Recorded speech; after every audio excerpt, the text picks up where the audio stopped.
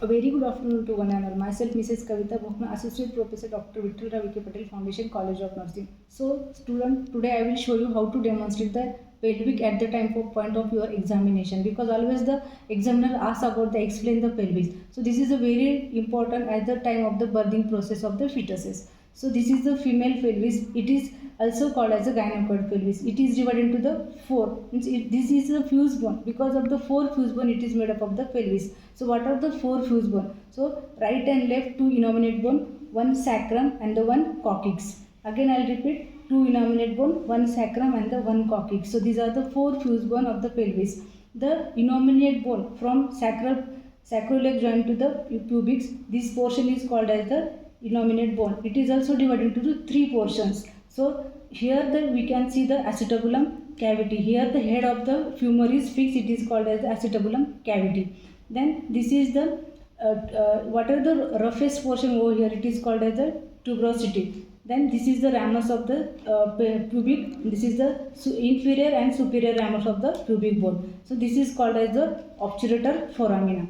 So this is the innominate bone divided into three portions, that is ilium, ischium and the pubis. Again I will repeat, ilium, ischium and the pubis. So now we will see the what are the joints comes under the pelvic bone. So between the two bones, for example, so this is the innominate bone on the sacrum. Here the right and left, the joint is occur, that is called as the sacroiliac joint. Same here from right to left, sacroiliac joint. This is the first joint. Then second one is the sacrococcygeal joint. Sacrum and the coccyx connected to each other, that is the sacrococcygeal joint. And last one is the pubic. So that is the two pubic bone connected to each other, that is called as the symphysis pubis. So these are the four joints occurs in the female pelvis. Now come to there are some ligaments present in the female pelvis. First, that is the ligament that is called as the sacroiliac ligament. Sacrum and ligament between, there is a sacroiliac ligament. Second one is the sacrospinous ligament. From sacrum to ischial spine, that is the sacrospinous ligament.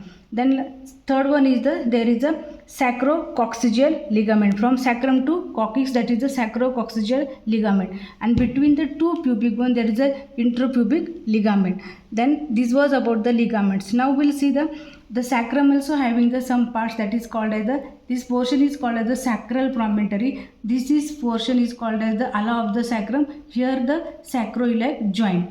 And then the sacrum is having some foramen that goes the nerves to the lower extremity. Then next, that is we'll see what are the parts of the innominate bone. So the ilium also divided into portion, that is called as this portion is called as the iliac crest. Then this is the anterior superior iliac spine, anterior inferior iliac spine. Same goes to the back side, that is the posterior superior iliac spine, posterior inferior iliac spine. Then this is the fossa of the ilium.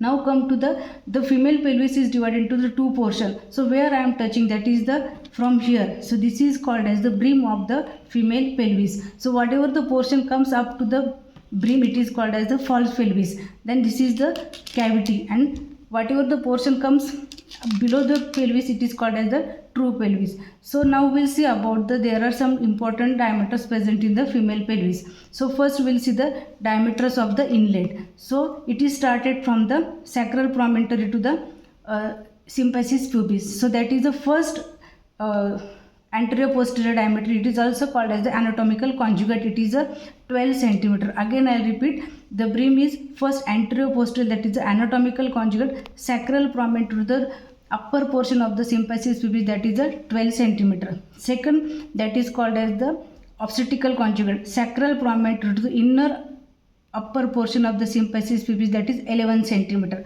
And last, that is the sacral promontory to the lower portion of the symphysis pubis, that is a 13 centimeter. So 12, 11 and the 13 centimeter are the anteroposterior diameter of the female's pelvis. Now come to the oblique diameter. So first oblique diameter from right to left, that is called as the sacroiliac joint to the opposite portion of the iliopectineal eminence, that is a 12 centimeter. Again I will repeat, sacroiliac joint to the opposite portion of the iliopectineal eminence, that is a 12 centimeter. So this is the oblique diameter from right to left and left to right.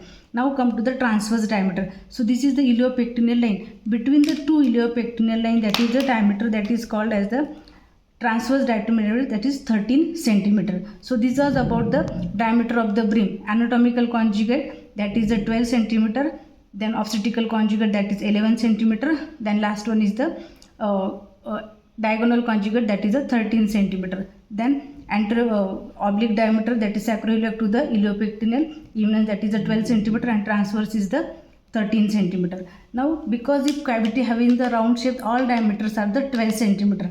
Now come to the last, that is the outlet diameter. So same outlet diameter is start from the sacrococcygeal joint to the lower portion of the symphysis pubis that is a 13 centimeter. Again I will repeat, sacrococcygeal joint to the lower portion of the symphysis pubis that is a 13 centimeter. Then come to the transverse diameter. So sacrospinous ligament to the opposite portion of the obturator foramen that is a 12 centimeter. Sacrospinous ligament to the opposite portion of the obturator foramen that is a 12 centimeter. This is the oblique diameter.